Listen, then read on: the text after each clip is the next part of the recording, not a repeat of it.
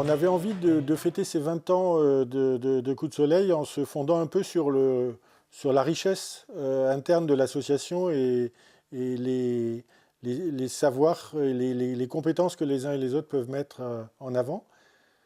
Et on avait aussi choisi de le faire dans un quartier populaire parce qu'on pensait que c'était intéressant d'essayer de rencontrer à cette occasion, de faire une fête qui puisse intéresser des gens de quartier, notamment les populations qui sont originaires des pays que l'on défend.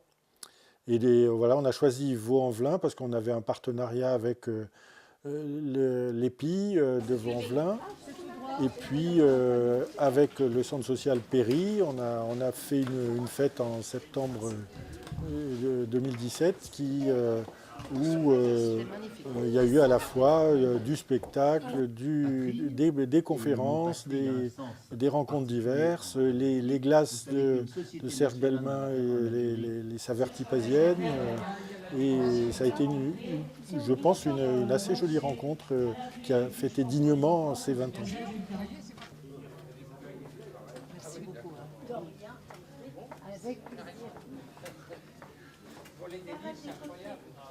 Et c'est vrai que la qualité des interventions et d'être un peu effectivement au-delà du simple loisir de consommation, enfin, où justement on va participer, débattre, etc. C'était vraiment quelque chose qui me semblait être une belle plus-value. C'est pas quelque chose qu'on fait si facilement que ça. Et du coup, d'avoir des partenaires, des gens qui savent tenir un auditoire, échanger sur des thématiques diverses, et c'est des richesses qui sont pas qui courent pas si facilement les rues ou à des prix des fois inabordables pour nos structures. Donc du coup là, c'était vraiment une opportunité à saisir et de fait, le résultat de la journée montre que moi je suis bien satisfait. On était aussi sur la réflexion, est-ce qu'il y aura des habitants ou est-ce que ça va s'adresser que aux adhérents et aux amis du Coup de Soleil Rhône-Alpes? Et force est de constater qu'il y a des habitants de Vaux-en-Velin, des adhérents qu'on connaît, qui étaient présents sur toute la journée et qui étaient justement contents qu'on parle de leur culture et de voir un événement de cette nature-là au centre social. Donc, oui, c'est ça. Et puis les publics se sont mélangés du coup. Et puis ça s'est fait très naturellement. Et l'enjeu sur une ville telle que Vaux-en-Velin, c'est ça, pourquoi ? Parce que, comme on le disait précédemment, il y a énormément d'initiatives sur Vaux-en-Velin, mais elles ne sont pas toujours fréquentées, ces initiatives. C'est-à-dire qu'on a souvent affaire au même public, et ce sont les raisons pour lesquelles il faut mutualiser les réseaux, se pencher aussi sur la communication, comment on communique avec les gens, comment on fait en sorte que des gens qui n'aient pas l'habitude de venir au spectacle, d'assister à des conférences, des représentations artistiques, puissent être là. Ça va démarrer dans 2 minutes. Alors, il y en a aussi. Il faut lancer le film de Nada. Non, mais je vais faire la technique de lecture multilingue. En fait, il me fallait. C'est toi qui la loge, pour sortir juste la multiprise qui est dans la loge, tu l'avais devant la la porte. conférence, elle va démarrer ici. Alors, ça démarre, c'est filmé. Sinon, on comprend l'heure. Brillant. Tu as tout le panorama. Ce qui est terrible, c'est qu'on lui fait payer 6 mois de sa vie. Voilà. Et effectivement, il est décédé. Alors, ce film nous a permis quand même de pouvoir envoyer l'intégralité de son interview à ses enfants. Que ça, ça nous paraissait être la moindre des choses. Que comme le dit l'un d'eux, on est déjà oublié. Si en plus personne ne transmet notre histoire, c'est terrible.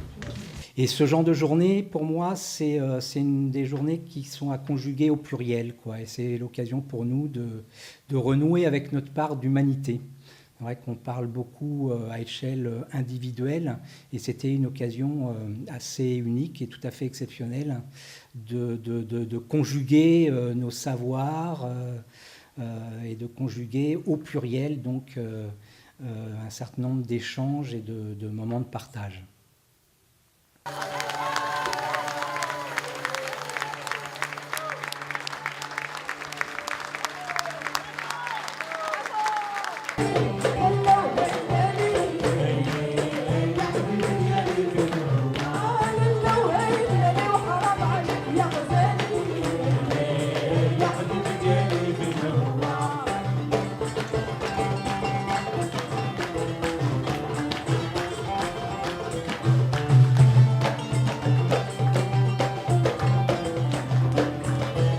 La culture est vraiment une pièce essentielle de la politique qu'on souhaite mettre en place. C'est vrai que la culture, les gens ne s'en rendent peut-être pas compte, mais la culture et l'éducation, c'est vraiment, on va dire, quand on veut travailler sur différentes questions, que ce soit sur le lien social, le vivre ensemble, l'excellence, l'accès à l'éducation, beaucoup de choses passent par la culture. Parce que la culture, on va dire, il n'y a pas cette suspicion. On ne soupçonne jamais un artiste, un écrivain, de vouloir faire, on va dire, de la récupération ou de l'instrumentalisation, parce qu'il fait de l'art, après chacun interprète à sa manière, et chacun, on va dire, va trouver une réponse soit à ses questions ou s'élever grâce à la culture. Donc je pense qu'aujourd'hui et demain, il va falloir qu'on mise beaucoup sur la culture, parce que la culture fédère, et c'est vrai que la culture, elle a ce pouvoir que le politique n'a pas forcément. Et un exemple que je cite souvent, c'est celui d'Oum Keltoum.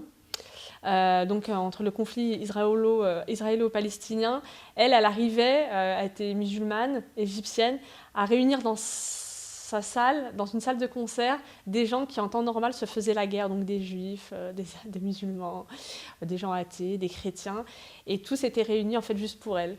Donc pour moi c'est l'exemple, un des exemples qui prouve que la culture en fait arrive à un temps en tout cas à mettre en place la paix. Moi, j'ai connu Coup de soleil tout à fait par hasard. Je ne me souviens plus de l'année, mais une année où il y avait eu tout un colloque où intervenaient des gens intéressants autour de l'histoire de l'Algérie. Et il me semblait que j'avais encore beaucoup à apprendre, et je me suis rendue à ces conférences. Il y avait entre autres Mohamed Harbi. Et pour moi, ça a été vraiment un déclencheur. Je me suis dit, cette association, qui à l'époque était peut-être pas encore sur Lyon, je crois que c'était à Vienne, je me suis dit vraiment, cette association est extraordinaire, voulant faire, me semblait-il, un lien entre les deux rives. À Vaux-en-Velin, on est membre de l'EPI depuis 3 ans, l'espace projet interassociatif de Vaux-en-Velin. On est membre depuis 3 ans de cet espace. Et on a assez systématiquement fait des manifestations à Vaux-en-Velin. Donc ce partenariat permettait de pouvoir s'implanter là avec des chances d'essayer de toucher un public plus large que celui proprement de notre association. Et le pari a été réussi, même s'il a plu beaucoup ce jour-là, donc on a perdu certainement du public de promeneurs qui aurait pu passer par là, mais voilà, ça s'est passé bien. Voilà, vous avez tout le programme qui est ici, qui est réparti partout, et qui se répartit des glaces, une buvette. Oui, on a des jeunes qui tiennent une buvette, donc ce serait bien d'aller aussi, parce qu'ils vous ont concocté des crêpes, des buvettes, et puis le couscous de ce soir, si vous voulez aller prendre l'étiquette. Une association, elle vit vraiment par sa vie démocratique. Enfin, c'est la capacité qu'on a à se retrouver, à passer du temps ensemble, à prendre... alors, d'abord passer du temps. Je sais même plus que prendre des décisions et tout. C'est moins... on n'est pas forcément toujours dans l'opérationnel. Se parler, se connaître, avoir plaisir à être ensemble. Et puis ensuite, effectivement, essayer de mettre du collectif dans la décision. Alors, il m'arrive, comme j'aime bien faire les choses, et j'anticipe souvent sur des projets, je suis jamais rassasié d'action. Il m'arrive d'aller plus vite que la musique et de laisser mes amis un peu derrière. Donc, à moi de me réfréner, à moi de prendre le temps de donner à chacun la possibilité de s'exprimer, de choisir ce qu'il faut faire ou ce qu'il ne faut pas faire, ou ce qu'il faut prendre plus de temps pour faire.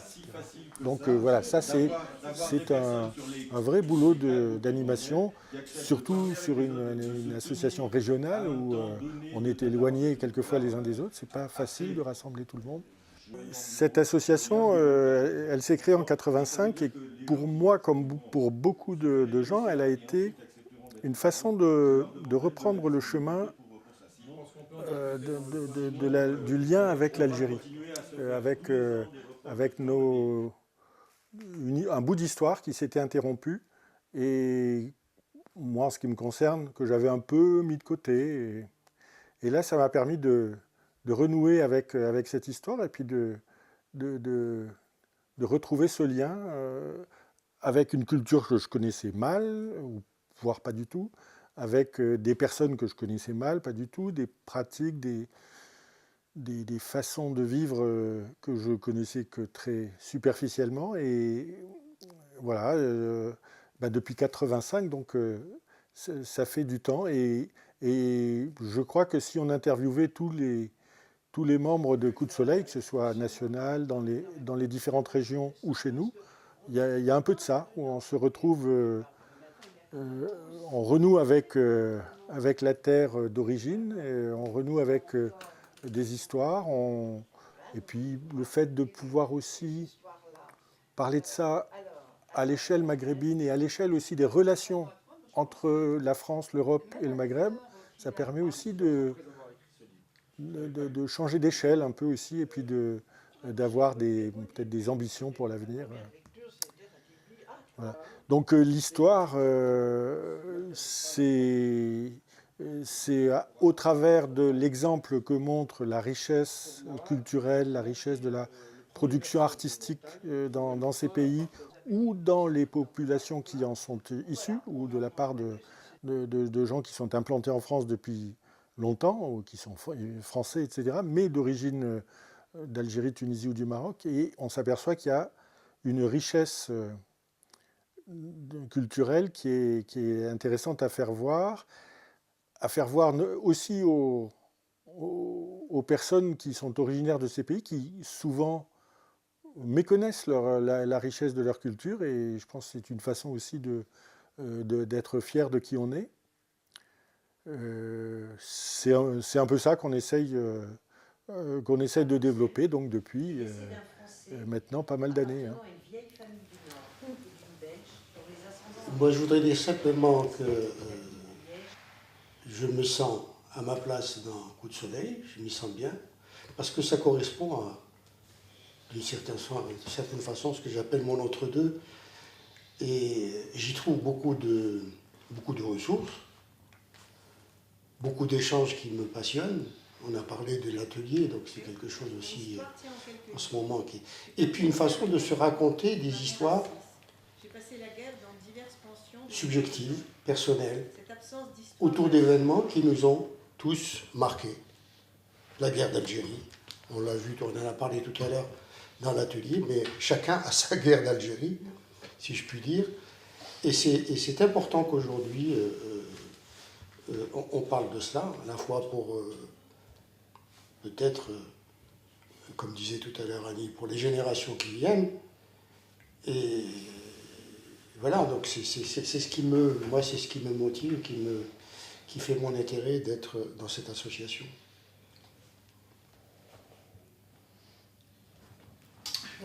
On découvre, je complète un mot, on découvre dans cet atelier que même entre Algériens, on n'a pas forcément vécu la même histoire. Ça c'est frappant. Que ce soit entre Algériens ou entre Français, même.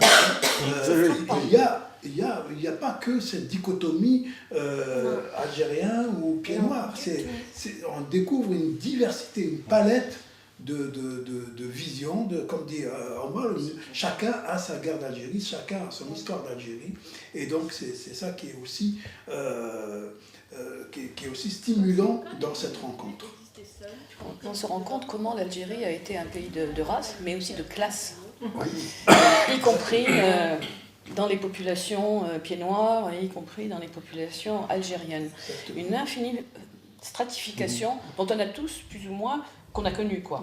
Soit qu'on était dans le haut du panier, soit en bas ou au milieu, mais on l'a tous vécu, mais de manière implicite. Ce qu'il y a de bien, c'est qu'on peut mettre des mots enfin sur ce qui n'était pas possible de dire, comme il n'était pas possible de dire guerre d'Algérie, on parlait, vous savez bien, d'événements, voilà, comme si c'était une suite d'événements fortuits, malheureux, etc., qui s'enchaînaient. Et là, on pose des mots sur la notion de classe.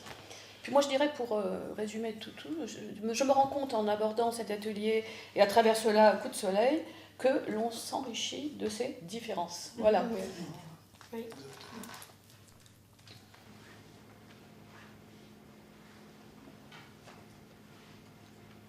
Une exécution, comme il y en eut beaucoup. Même pas dans les règles de la guerre, dans le dos, lâchement. Les mains attachées, les pieds entravés, je crois.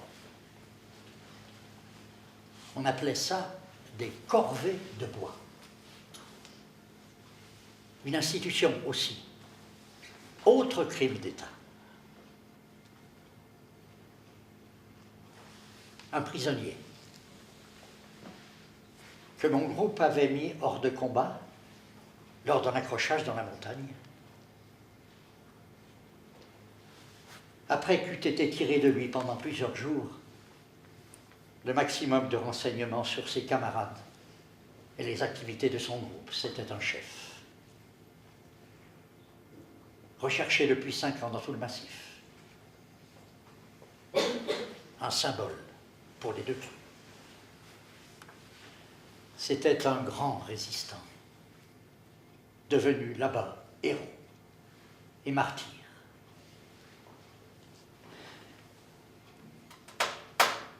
J'avais été presque volontaire pour prendre le commandement de cette corvée. Comme ça, pour voir. Un peu comme pour goûter à tout, moi. Déjà bien engagé, trop engagé dans la guerre. Ne pouvant plus, ne sachant plus, ne voulant plus dire non. Soumis. Pour goûter le pouvoir que l'on a quand on tient la vie d'un homme dans ses mains. Le plaisir aussi. J'avais été volontaire pour prendre le commandement de cette corvée. Et puisqu'on n'était pas en guerre, je suis allé ensuite à la gendarmerie pour une déposition en bonne et due forme. Les faits,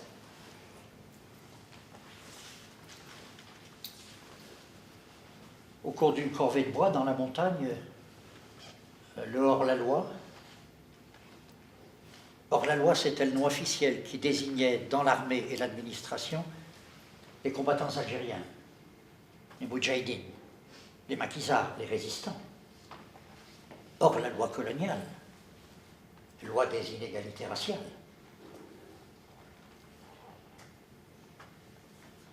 Au cours d'une corvée de bois dans la montagne, le hors-la-loi avait tenté plusieurs fois de s'évader. Les mains attachées, les pieds entravés, je crois. Étant parvenu à s'enfuir, nous l'avons poursuivi et avons dû l'abattre. La jeunesse de cette pièce, je peux dire que c'est au moment où j'ai pris conscience de la dérive que j'avais opérée en Algérie. Au moment où je me suis dit, mais qu'est-ce que j'ai foutu là-bas? Moi qui étais plein de valeurs positives, que j'ai pu aller jusqu'à exécuter un prisonnier. Et qu'est-ce qui a bien pu se passer dans ma tronche et dans mon comportement pour que j'en arrive là, quoi. Voilà. Alors après, j'ai travaillé sur moi, je me suis posé les questions, je me suis posé ces questions-là. Comment suis-je arrivé là? Et puis j'ai écrit tout ça, peu à peu. Mais j'ai écrit tout ça en enchâssant l'exécution du prisonnier dans un contexte. C'est-à-dire que je commence par décrire comment je suis arrivé en Algérie, l'exotisme, voilà, je vais aller en Afrique, voilà, ça va être extraordinaire, je vais aller en Afrique, tout ça. Et puis, oui, mais je vais aller en Afrique, mais pour faire la guerre, alors que je suis contre cette guerre, alors que je suis pour le combat du peuple algérien, comment se fait-il? Et puis, peu à peu, je me laisse embarquer, je me laisse prendre par l'armée. Au fur et à mesure que je prends du galon, au fur et à mesure que j'ai des responsabilités. Oui, je pense, et puis je ne suis pas le seul à le penser, et je citais aux élèves la réaction d'une jeune fille à qui on disait, bon, c'est fini, tout ça, la guerre d'Algérie, il faut tourner la page, on n'en parle plus, etc. Et elle s'est insurgée à la contre en disant, pour moi, dans ma famille, la page n'est pas lue, donc on ne peut pas la tourner. Moi, je ne tournerai pas cette page tant que je ne l'aurai pas lue. Et c'est pour ça que le spectacle de Bernard Gerland, pour moi, est intéressant parce qu'il va m'aider, dans ma famille, à lire cette page, pour ceux qui n'ont pas encore parlé. Voilà. Et collectivement, au niveau de la société française, la page n'est pas lue. Et c'est pour ça qu'il y a tant de difficultés dans la société française, que ce soit du point de vue du racisme, des problèmes politiques, enfin, il y a plein de questions, mais qui viennent du fait que cette page de la colonisation n'a pas encore été ni lue, ni écrite. Et notamment, alors, elle n'est pas mieux écrite dans la société algérienne, pire encore, mais ce qu'il faudrait, c'est arriver à l'écrire franco-algérienne ou algéro-française, comme on veut, peu importe, mais qu'on l'écrive commune, parce que c'est une histoire commune. La colonisation française en Algérie, c'est une histoire commune. Et il faudra bien un jour qu'elle s'écrive. Il y a des historiens qui s'y attaquent, il y a des témoins qui s'y attaquent. Moi, je témoigne avec des gens de l'armée algérienne, je témoigne avec des harkis. Voilà, c'est toutes des choses comme ça qui nous font avancer dans l'écriture collective, mais on n'en est pas encore au bout. Eh bien, je trouve qu'on n'a pas du tout assez parlé de cette guerre-là. Et je le vois moi-même dans ma famille, mon grand-père qui l'a lui-même vécu, on n'a jamais parlé. Et je pense que ça a été une grande souffrance pour toutes les personnes qui ont vécu cette guerre. Et d'en parler comme ça, je pense que ça libère beaucoup. Et en plus, nous, ça nous apporte aussi beaucoup de connaissances. Et c'est un échange qui est très intéressant pour moi et qui ne se fait pas assez. Mais en même temps, ça peut se comprendre de ne pas vouloir encore en parler et de surtout pas y arriver parce qu'il n'y a aucun suivi après cette guerre-là. Et c'est bien dommage. Ceci dit, donc, je sais à peu près ce que vous attendez, c'est ce que j'attends moi aussi, hein, tout ça, tout ce que vous avez dit. Ce que je vais faire pour l'instant, c'est donc... Au lycée de Feurs, on a porté à un très haut niveau, et ça avait été déjà le cas au collège d'Oyonnax, un projet qu'on mène depuis plusieurs années dans des collèges et des lycées de la région, autour des mémoires croisées de la guerre d'Algérie. C'est un partenariat avec l'Office national des anciens combattants et des victimes de guerre. Et il s'agit de donner à voir aux jeunes qui étudient pendant relativement peu de temps, pendant leur programme, la guerre d'Algérie, de leur montrer comment elle s'est incarnée dans des parcours personnels, Alors soit d'anciens moudjahids ou de fils de moudjahids, d'anciens harkis ou de filles de harkis, de fils ou de filles de pieds noirs, etc. D'anciens appelés, évidemment. Alors là, c'est plutôt ce ne sont que des hommes, hein, ou leurs enfants ou petits-enfants lorsque il y a eu transmission de mémoire d'une façon ou d'une autre. Et ça, le fait de montrer ces parcours ensemble, chaque fois on a vraiment un accueil très très attentif et très intéressé par les différents élèves, quelles que soient les classes, terminale, première, troisième. Et alors à Feur, Isabelle Tissot, qui est la professeure qui a organisé tout ça, on a fait un événement sur l'année auprès de ces élèves, qui étaient principalement des jeunes filles, c'est un lycée technique. Damel Chawati, c'est une écrivaine algérienne qui a écrit « Les Algériennes du château d'Amboise ». Alors, vous savez que l'émir Abdelkader avait demandé, l'émir Abdelkader, vous savez pas exactement qui c'est celui qui a essayé de rassembler les forces pour contrer l'occupation de l'Algérie dans les années 30. 1830. Alors... Et certaines sont allées travailler aux archives de Saint-Étienne pour aller puiser de la matière, des connaissances. Et, il y a eu de l'écriture, des ateliers d'écriture avec Leila Hamouten qu'on a fait venir d'Alger, qui a animé un atelier d'écriture et ça a produit des textes superbes. Bien, allez. Vous posez vos stylos, s'il vous plaît. Et puis, on va commencer à lire les paragraphes. D'accord? Alors, on va commencer, au lieu de commencer par... on avait commencé par... Et puis, il y a eu un petit spectacle à la fin. Enfin, vraiment, il y a eu une mobilisation de l'ensemble de l'établissement qui était vraiment réjouissante. Et puis, ça fait toujours plaisir d'être un peu pour quelque chose dans d'aussi belles productions. Et ça a permis aussi d'avoir un dialogue entre les enfants, leurs parents, leurs grands-parents, et ça, c'est riche, hein, c'est prometteur. Alors, donc aujourd'hui était une journée spéciale qui s'insère dans un projet qu'on a commencé l'année dernière parce qu'il me semblait qu'il était essentiel de parler de la guerre d'Algérie, la grande oubliée dans les manuels d'histoire, puisque moi-même je ne connaissais rien de l'Algérie. Et l'année dernière, en mars 2017, un documentaire est sorti au cinéma.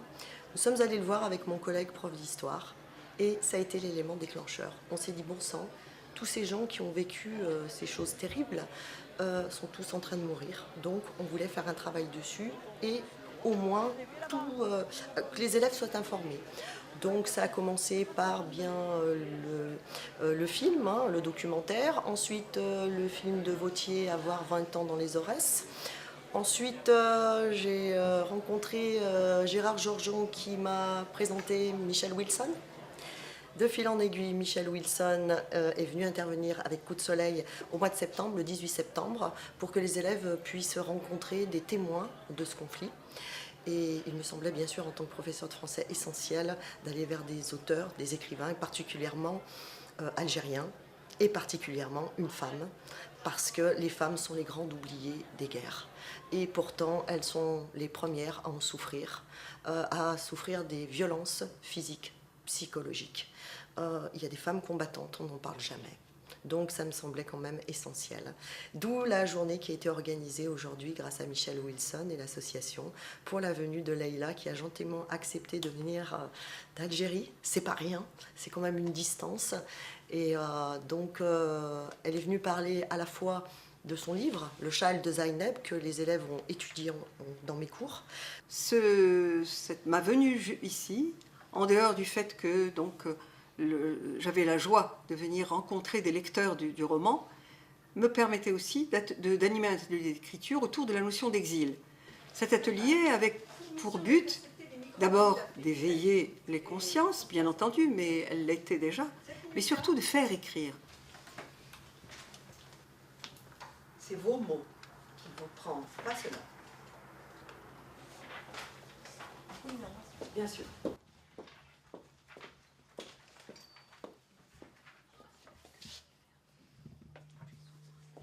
Non, il faudrait... Bon, l'adjectif, vous pouvez vous en passer, ou bien le fabriquer, ou bien le donner de votre propre... Si vous n'avez pas un mot, si il vous manque un mot dans votre carré lescurien, qu'est-ce que vous faites? Ben, vous l'inventez. D'accord? Vous l'inventez. Faire écrire, c'est non seulement prendre conscience, mais formuler sa pensée. Et c'est extrêmement important. La formulation de la pensée, eh bien, ça va jusqu'à ça va au-delà de la prise de conscience. Si on formule, c'est qu'on a pris conscience.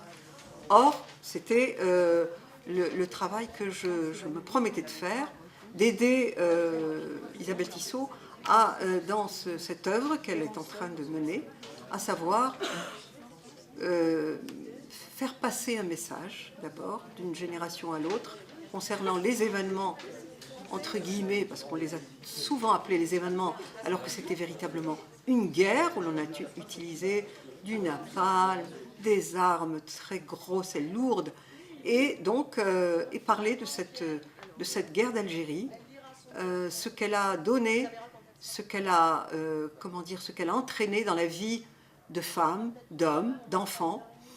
Et le roman lui-même commence donc par la vie d'une enfant de 7 ans, jetée dans cette guerre de conquête de l'Algérie.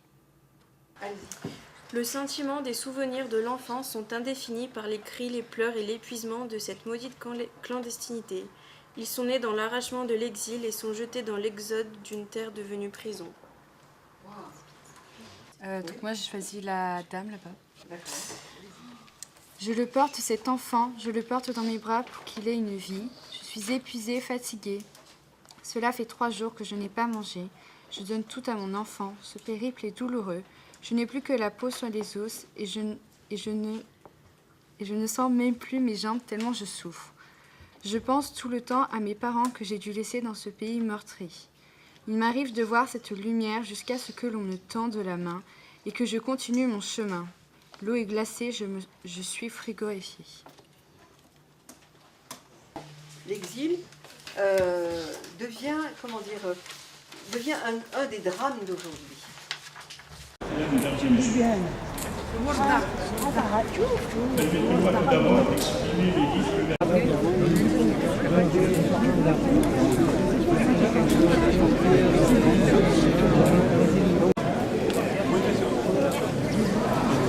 Rémi de TJ101.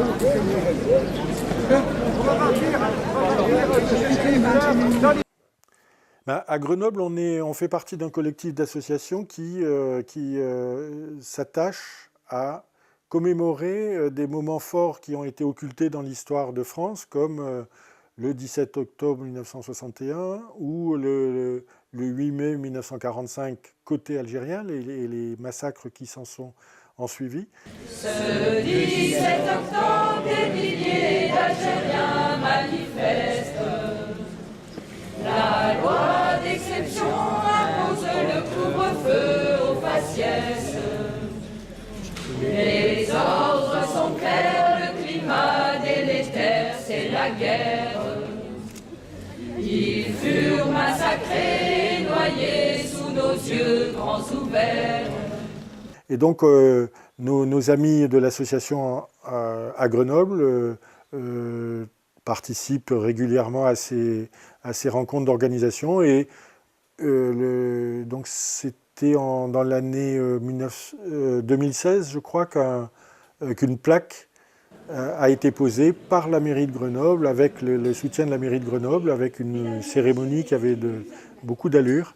Et voilà, on était présents, on était contents d'y être pour participer à ça. C'est une façon de dire que la France a eu des moments noirs au moment de cette guerre d'Algérie et s'est comportée de façon, au moins une certaine partie de ses autorités, de façon ignoble. Mesdames et messieurs les représentants des associations, et chères Grenobloises et chers Grenoblois ici rassemblés, certaines dates ne peuvent pas s'oublier et ne doivent pas être oubliées. C'est le cas pour le 17 octobre 1961, c'était il y a 55 ans, jour pour jour. Cette date était déjà gravée dans nos mémoires. Elle est désormais gravée également sur les murs de notre ville, Grenoble. Et l'émotion que je ressens, l'émotion, je crois, que nous partageons aujourd'hui, est forte. Notre présence et cette plaque sont pour nous un acte fort. Elles marquent notre volonté de nous souvenir ensemble de cette page sombre de notre histoire commune. Notre volonté d'avancer ensemble.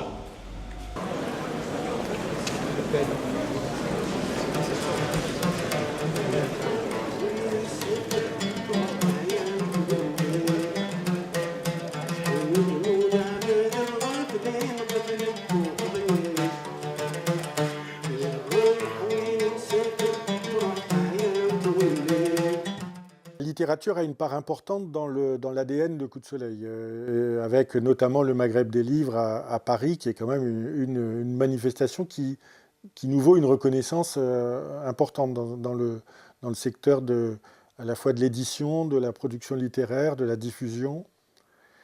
Et donc c'est assez logique qu'on essaye de faire la même chose en Rhône-Alpes, surtout qu'il y a une belle et riche production littéraire qu'il est important de faire connaître. Alors, on essaye, si possible, de faire connaître des artistes, des écrivains qui ne sont pas encore connus. Être un peu des détecteurs de talent et pour permettre de montrer qu'il n'y a pas que les vedettes qui vont sur les plateaux de télévision qui écrivent bien, mais il y en a beaucoup plus que ça et que ça vaut le coup de les découvrir et aussi de les faire découvrir du coup à différents types de lecteurs. Donc pouvoir par exemple faire des interventions dans des lycées, organiser quand c'est possible des ateliers d'écriture, faire en sorte, il y a des lycées par exemple qui ont des radios de lycée, qui puissent interviewer l'auteur. On a organisé des ateliers aussi en bande dessinée, toujours un peu autour de l'histoire de la guerre d'Algérie. Il y a bien sûr les rencontres dans les librairies qui permettent d'aller au plus près, disons, des lecteurs et d'aider à la diffusion de ces livres. On n'a pas encore trouvé la façon idéale de faire tout ça. On aimerait bien avoir un peu plus de moyens pour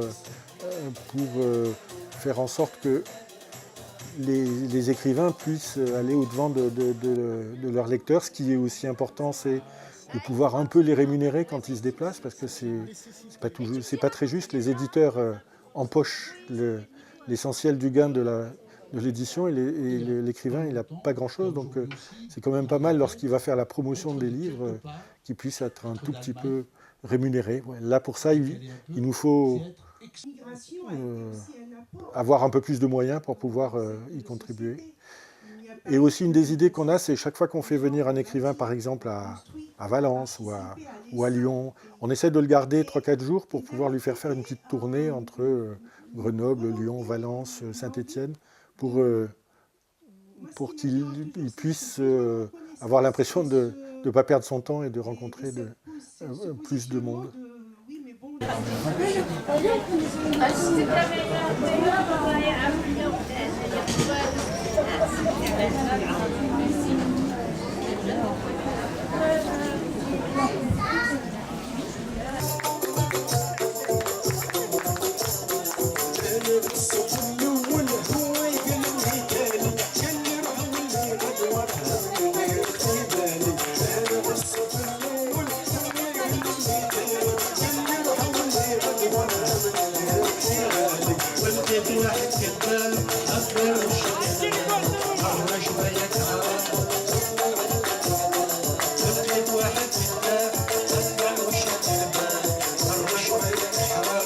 Alors le cinéma, c'est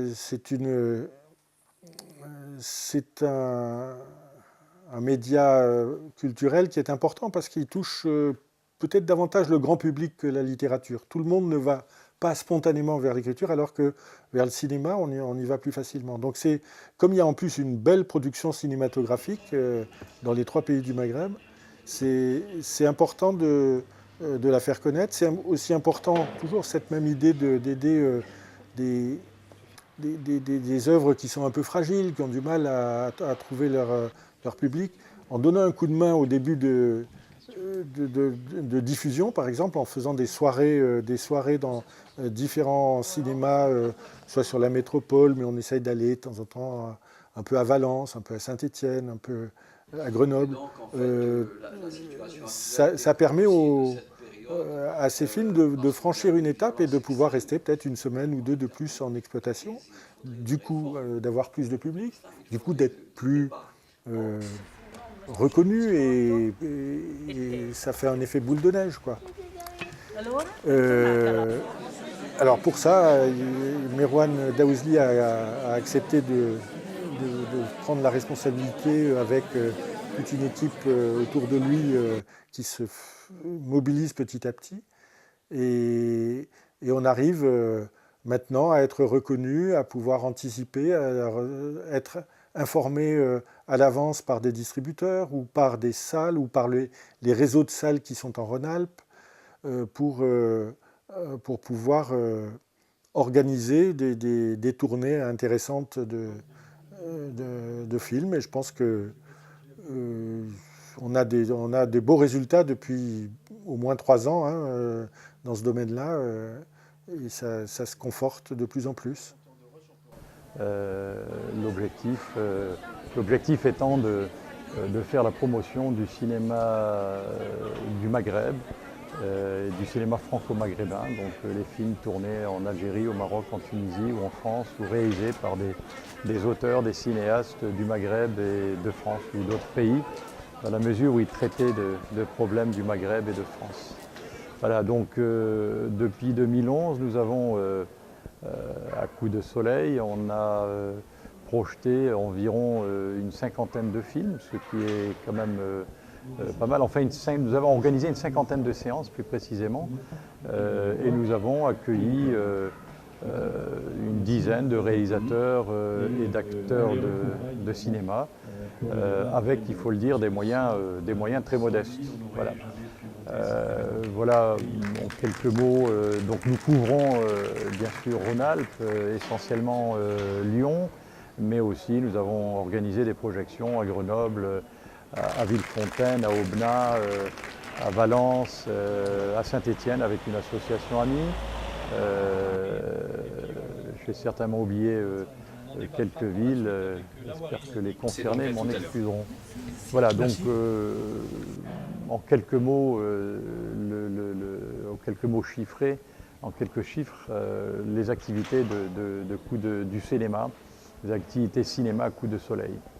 Voilà, c'est une activité qui est importante parce qu'elle est à la fois ludique, mais en même temps, elle permet de provoquer le débat sur des thèmes très, très variés, qui peuvent être des thèmes politiques, sociaux notamment, et permettre aussi des rencontres et des échanges. Donc je crois que le cinéma, en tout cas, a permis de drainer pas mal de sympathisants et d'adhérents et de provoquer des discussions et des échanges souvent intéressants. Voilà donc ce que je peux dire sur le cinéma depuis 2011 à Coup de Soleil en Rhône-Alpes-Auvergne. Voilà. Et puis première activité en Auvergne s'est déroulée il y a quelques mois et une autre projection aura bientôt lieu à Clermont-Ferrand. Toute l'affaire aurait commencé par le fameux coup d'éventail donné le 30 avril 1827 par le duc d'Alger au consul de France Pierre de Val. Coup d'éventail d'ailleurs peut-être bien jamais reçu. Les choses sont un peu plus complexes. La France, ruinée par la Révolution, doit se fournir en blé. Dès 1800, c'est en Algérie qu'elle le trouve, car depuis le XVIe siècle, le blé algérien est réputé et la production régulière.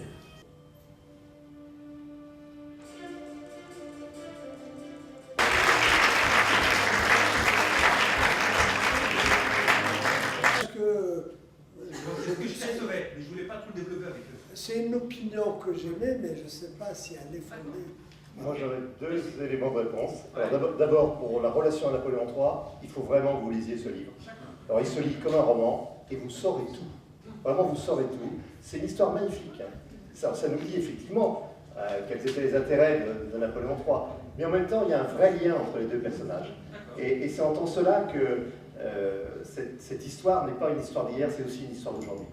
Maintenant, sur Nous, on pense, enfin, moi, je pense que la Méditerranée, elle est entre la France et l'Algérie, mais elle est aussi entre l'Afrique et l'Europe. Et on a la France d'un côté et l'Algérie de l'autre. On est dans des positions prépondérables, très, très importantes, et que personne ne peut couper les liens qu'il y a entre ces deux bords de la Méditerranée depuis des millénaires.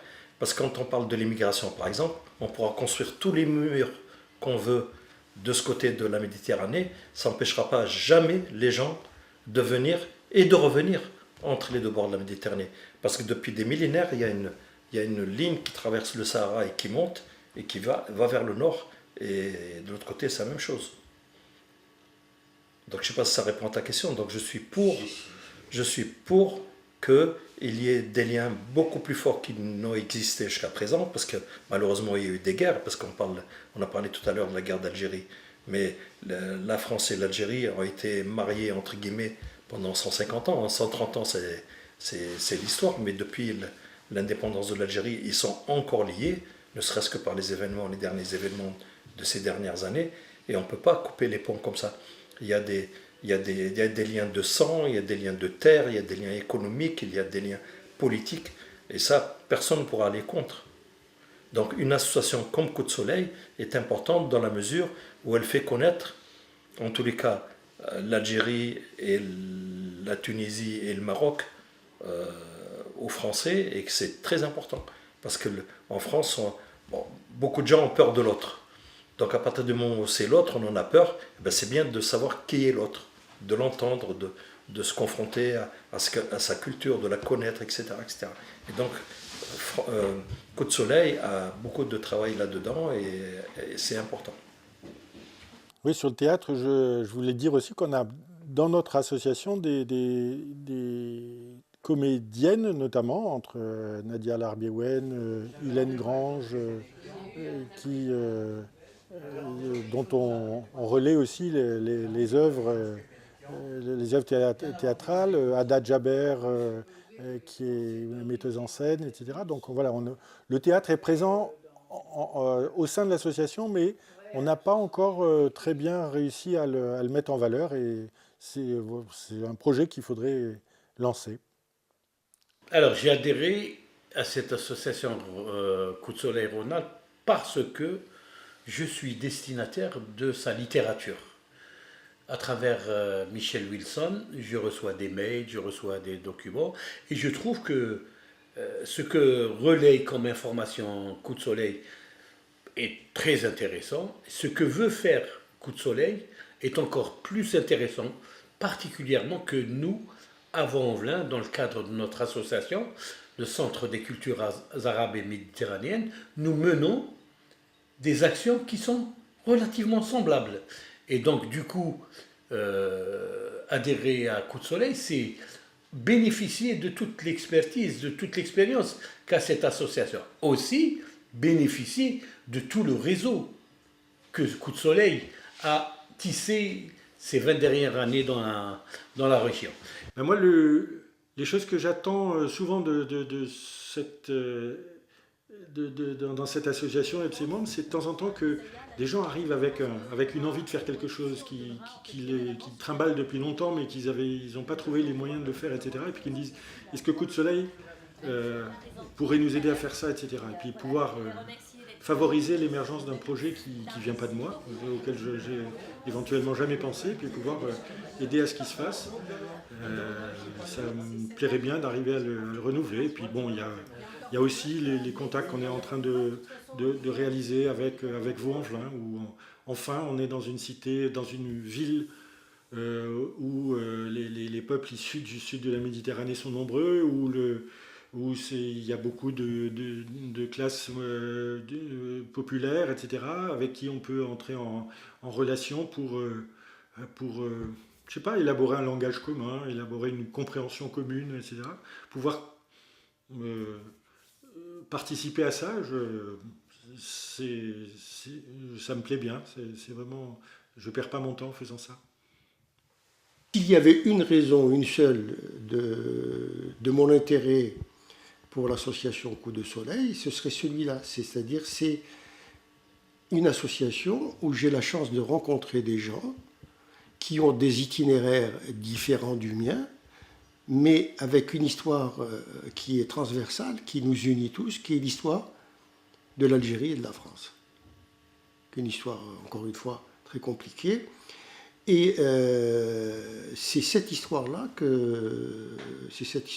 m'intéresse, parce que c'est cette histoire-là, d'une certaine façon, qui m'a façonné. Le spectacle vivant, c'est un peu plus compliqué parce que ça demande des moyens dont on ne dispose pas. C'est un métier, il faut trouver des salles, des salles de spectacle. Il y a tout de suite un coût qui est beaucoup plus important. Et donc là, ça demande vraiment des partenariats. De toute façon, on arrive à faire beaucoup plus que nous permettraient nos petits moyens grâce à ces partenariats. J'ai parlé des universités, mais ça peut être avec les salles de cinéma, ça peut être avec les maisons d'édition, les librairies, les bibliothèques. Donc il faut arriver à faire pareil avec des salles de spectacle. Je voudrais évoquer juste avant de démarrer deux disparitions.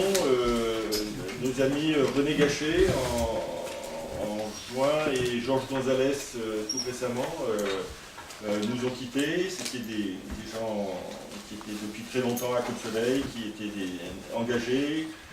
Vous avez des livres de Georges Gonzalez, son dernier livre sur les Algériens dans les brigades internationales, qui est vraiment un bouquin assez important. Il avait écrit deux autres livres qui sont chez l'Harmattan, qu'on peut certainement commander. Assez rapidement, oui, parce que on va voir. On ne peut pas, il vaut mieux laisser un temps réfléchir, parce que sinon on va pas voilà. sortir. Voilà ce que je vous propose. Si vous permettez, si je peux m'exprimer. Non, il y a la moitié des gens qui sont partis. Je voudrais vraiment dire 2 ou 3 mots sur une expérience, un travail que je fais depuis 4 ans. C'est important. Oui, mais il avait la parole avant. Oui, aussi, tout à fait d'accord. Parce que, et de tout fixer sur la France. Parce qu'il y a aussi d'autres pays qu'on peut analyser. Franchement, vous tomberez d'accord entre vous. Ne nous demandez pas en assemblée générale de prendre parti sans aucune préparation. On n'a pas passé la réunie et tu arrives avec un point de vue qui est pertinent, mais il faudra le verser à un moment du débat. On ne peut pas lancer le débat maintenant. Bon, alors, s'il vous plaît. Donc je vous ai parlé du partenariat Maison des Passages et à travailler avec le Forcem. On a passé ça. Cette mission-là qu'on s'est donnée au sein de Coup de Soleil, qui est de cicatriser toutes ces vieilles rancœurs entre le sud et le nord de la Méditerranée, faire se rencontrer les gens des deux côtés dans leur beauté mutuelle, dans leur créativité, dans leur plaisir finalement à être ensemble à partir du moment où on pose un petit peu les présupposés, les représentations, etc. C'est bon. Si on a cette conviction-là, déjà, on sait pourquoi on est là. Et donc on est prêt à affronter des difficultés qu'on peut avoir, y compris avec ses adhérents. Alors il faut qu'il y en ait dans le domaine culturel, qui est un peu notre fond principal, la littérature, le cinéma, les arts plastiques si possible. Et puis, moi, il y a ma marotte à moi qui est l'écologie, la protection de l'environnement, mais aussi une façon de vivre différente de l'écologie et au travers de l'agroécologie. Là, il y a des choses qui ont démarré avec des associations comme Torba à Alger, le Flambeau vert de l'environnement à Constantine, Mascara verte à Mascara, et puis en Tunisie, l'association tunisienne de permaculture, et puis on commence à avoir des piste à Tanger, au Maroc.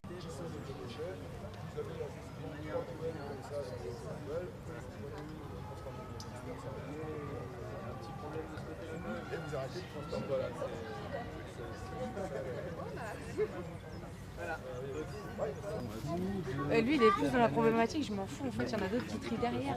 Oui, mais non. En fait, le truc, c'est qu'on ouais, non.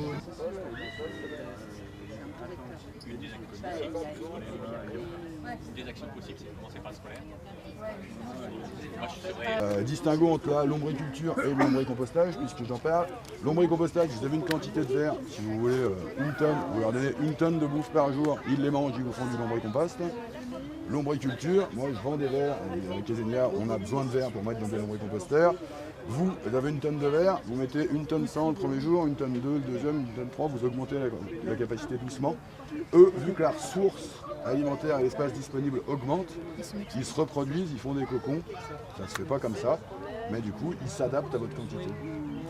Donc, bonjour, alors c'est Madame Sudi Zahira, qui est de l'université de Mascara et en même temps présidente de l'association verte de Mascara. Donc notre arrivée ici, c'était quand même un petit peu au départ grâce à l'association Coup de Soleil de Rhône-Alpes. Donc avec Michel Wilson, on a eu l'occasion de se rencontrer 2 fois. Et on essaye en fait à partir de cette rencontre de concrétiser en fait des projets en commun, des partenariats sur la permaculture, l'agroécologie. Donc on en a beaucoup discuté à distance.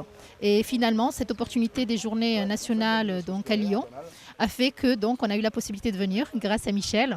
Et franchement, donc tout ce qu'on a vu, donc j'ai pu bénéficier aussi de 3 jours de formation en hydroponie. L'hydroponie, en fait, c'est la possibilité de pouvoir produire donc des végétaux à partir d'un cycle fermé d'eau qui circule à l'intérieur donc de tours.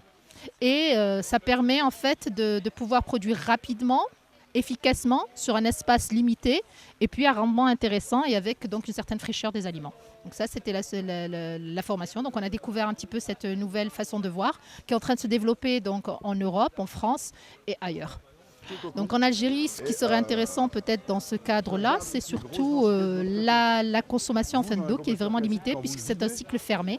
Et donc ça serait intéressant peut-être de développer en Algérie l'hydroponie d'un côté et l'aquaponie d'un autre qui est en fait alimenter, donc pouvoir irriguer les plantes à partir donc de l'eau de poisson. Voilà. Donc, ce séjour donc, nous a permis de créer des liens, de faire des contacts, d'échanges d'expériences avec beaucoup de personnes, surtout donc, la journée aujourd'hui nationale sur l'agriculture urbaine. Donc, on a eu l'occasion de rencontrer des gens de différents secteurs, autant universitaires qu'associatifs, collectifs. Et donc, je pense qu'à partir de là, on peut peut-être envisager au niveau de l'Algérie et particulièrement au niveau de Mascara, de pouvoir répliquer un petit peu leur expérience, l'échange de leur savoir, l'échange de l'expérience, peut-être des mobilités. Et donc, on a envie de s'inspirer un petit peu de ce qu'ils font parce que eux, je pense qu'actuellement, ils sont beaucoup plus en avance par rapport à cette nouvelle innovation d'agriculture urbaine que nous, elle reste encore à l'état théorique et conceptuel. Karim Rahal, membre du collectif Torba, qui est une association pour la promotion de l'agroécologie en Algérie.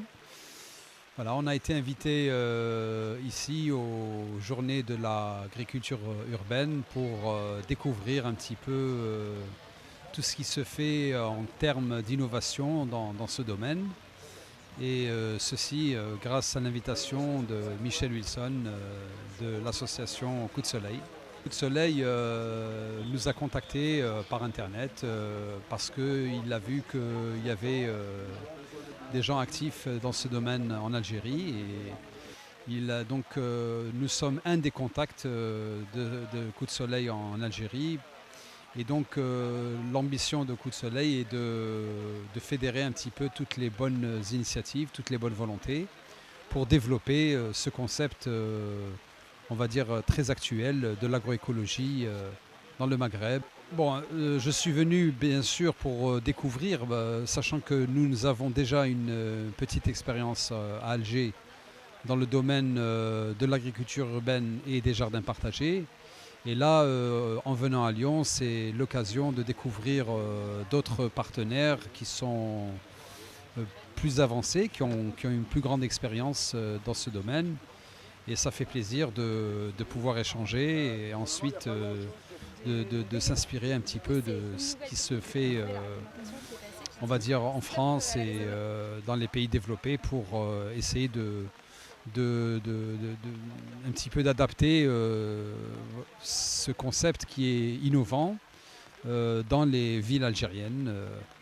Voilà, essentiellement, bon, nous sommes à Alger, mais nous sommes en contact avec d'autres villes algériennes pour que justement puisse se développer ce concept d'agriculture urbaine. L'éducation, c'est fondamental et nous en sommes conscients et c'est pour ça qu'on a, des gens dans Torba, dans le collectif, qui se consacrent entièrement à des interventions auprès des écoles, essentiellement des écoles privées pour l'instant, pour essayer de sensibiliser les enfants à la nourriture saine et à l'entretien de petits jardins potagers ou des bacs au niveau des écoles. Et je pense que dans l'avenir, on ira jusqu'à introduire dans les programmes de l'éducation nationale des concepts de jardins potagers ou d'agriculture urbaine. Je pense que ça a un bel avenir.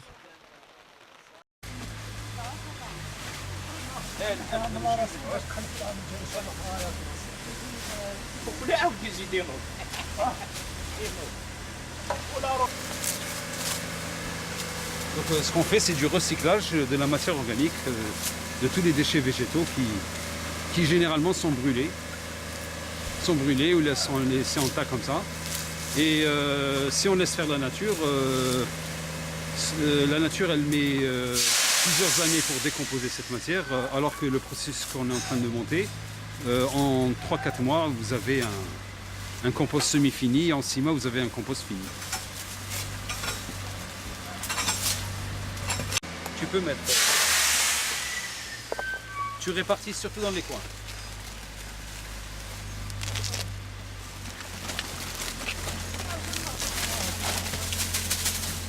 انا الديشي تاع البارح ديتو اسمه الجمال سليمان. سليم. وش بلوتو سليم. وشنو البصل هاي فيديو. علاه؟ دير وما تخافش. يقتل. والله والو. Les var. Voilà, c'est bon. Très bien. Alors maintenant on va mettre tout ce qui nous reste. Comme ça on va fermer le chantier. Les premières années, il faudra absolument faire des cultures qui vont enrichir le sol en matière organique pour ensuite pérenniser la permaculture sur ces terres. Et donc là, nous avons fait une formation ce matin, donc un atelier pratique de compostage, sachant que le compostage, c'est ce qu'il faut pour le Sierra. Il faut de grandes quantités de compost pour démarrer les cultures. Voilà. بعد على بالكم في رمضان يدير تيروبيني داري هم هنا دونك لا بارسيل تاعك شحال راه يدير هكذا شوف 1 2 Ça fait 20 mètres carrés. Donc entre chaque arbre, entre chaque rangée d'arbres, vous avez une parcelle de 20 mètres carrés. Donc tu as des 3 parcelles de 20, ça fait 60. Voilà, l'essentiel de là. Ou le passage, comment se fait? Alors le passage chauffe. La parcelle cultivée, c'est celle-là. Et le passage, il est là.